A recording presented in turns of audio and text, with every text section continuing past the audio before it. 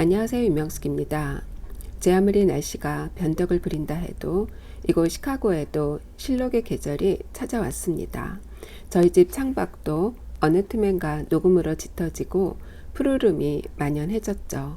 모처럼 만에 상큼한 아침을 맞이하네요. 어제 처음으로 스타 발대식에 참여했습니다. 웬 스타냐고요? 스스로 타인의 종이 되어 섬긴다는 뜻이죠. 다음 주 토요일 미주연합으로 성경이 읽어지네 전문 강사 스쿨이 줌으로 열립니다. 저는 5년 전 시카고 2기생으로 참여해서 강사 자격증을 갖게 되었죠. 만 4년 꾸준히 가르친 결과 9분의 강사를 배출하게 되었습니다. 미주 전체에서 목사님 사모님이 40% 그리고 평신도가 60%의 비율로 전부 51분이 지원을 했습니다. 참 감격스러운 순간이죠.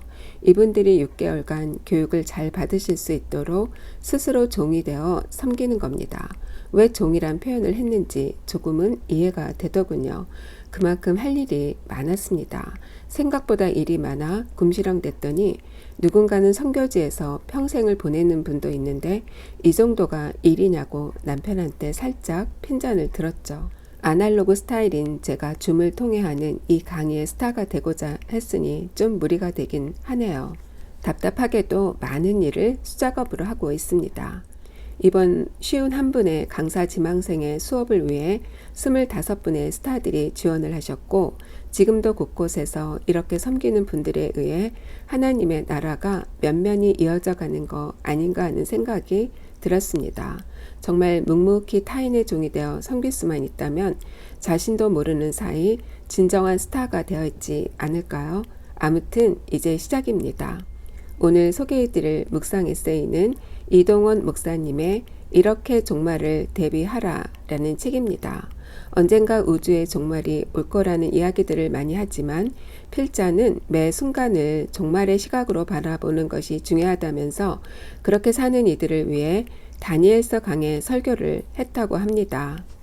다니엘은 10대 후반에 바벨론의 포로로 끌려와서 바벨론과 페르시아 두 제국주의의 패권 속에서 고위 간직에 올랐던 사람이죠. 그는 느부갓네살 왕의 꿈을 2번이나 풀어주고 벨사살 왕의 최후까지도 예언을 합니다. 그리고 환상을 통해 종말에 되어질 일도 예언을 했죠. 그는 끝까지 말씀을 붙잡았고 기도를 통해 끊임없는 하나님과의 교통을 했기 때문에 이런 일이 가능했던 거죠.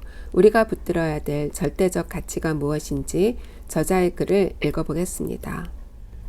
프란시스 셰퍼가 스위스 라브리에서 전 세계 지성들이 모인 가운데 이 시대의 방향성을 제시했습니다.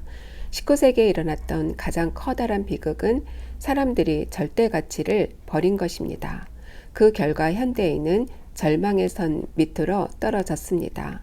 19세기 이전 사람들은 절대적으로 옳은 것이 있고 절대적으로 그른 것이 있다고 생각했습니다. 논쟁을 해도 그 전제 아래서 논쟁을 벌였습니다.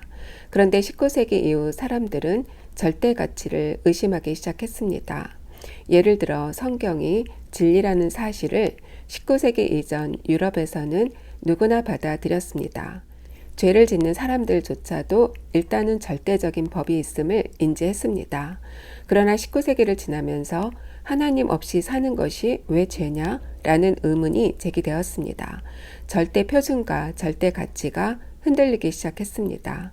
현대의 도덕적인 혼란은 그때부터 시작되었습니다. 세상 사람들은 하나님의 법을 인정할 이유가 무엇이냐? 내가 싫은데 라고 말합니다. 십계명은 하나님이 모든 세대에 주신 절대 가치입니다.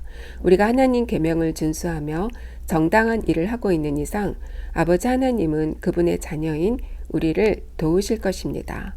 절대 가치의 힘이 무력하게 느껴지는 지금 시대야말로 진리를 붙들고 하나님 약속에 대한 절대적인 신뢰를 회복하는 일이 너무도 절실히 요구됩니다. 오늘 여러분들과 나눌 묵상 제목은 구원자가 새겨주신 사랑의 십계명입니다. 여호와 하나님은 이스라엘 백성들의 부르짖음을 듣고 불꽃 가운데 나타나셔서 모세에게 이스라엘 백성들을 애굽에서 이끌어내라는 명령을 내리죠.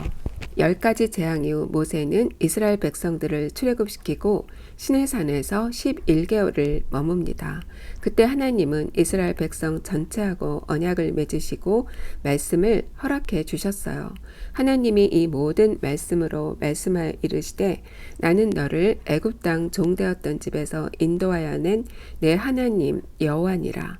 그리고는 하나님 백성으로서 지켜야 할 것들을 말씀해 주셨죠. 나 외에 다른 신을 두지 마라. 새긴 우상이나 어떤 형상도 만들지 마라. 여호와의 이름을 망령되이 부르지 마라. 안식일을 기억하라. 내 부모를 공경하라. 살인하지 마라. 간음하지 마라. 도둑질하지 마라. 거짓 증거하지 마라. 이웃의 소유를 탐내지 마라. 이렇게 10가지 계명을 주셨어요. 하나님 사랑, 이웃 사랑에 대한 구체적인 방법을 제시해 주신 겁니다. 지켜야 할 법의 구체적인 틀을 제시해 주심으로 하나님 나라 백성으로 살아갈 길을 열어주셨어요. 주님의 계명은 굴레가 아니라 사랑의 원리라고 할 수 있습니다. 그냥 말씀대로 살면 되는 거였어요. 물론 쉬운 일은 아니죠. 끊임없는 유혹과 싸워서 이겨야만 합니다. 하지만 절대적인 가치 기준이 우리 안에 있느냐 없느냐는 엄청난 차이를 불러오겠죠. 우리의 구원자 여호와 하나님이 새겨주신 사랑의 십계명을 가슴 깊이 새기고 우리 앞에 펼쳐진 이 세상을 넉넉히 이기는 하루하루가 되기를 소망하며 여러분들 다음 시간까지 샬롬.